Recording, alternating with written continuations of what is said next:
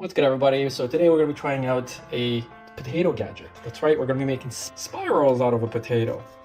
Now you would see these at carnivals or festivals, and it's just two sharp wheels positioned and then a handle with this twisty thing in, and all we do is we just turn.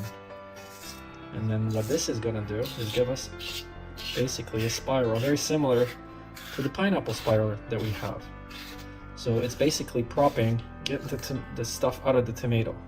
The problem is that it does a great job cutting it, but when it comes to taking it out, let's see, it kind of breaks apart. See that? So yeah, you get your little fries, but basically have a hole, and then this is all wasted.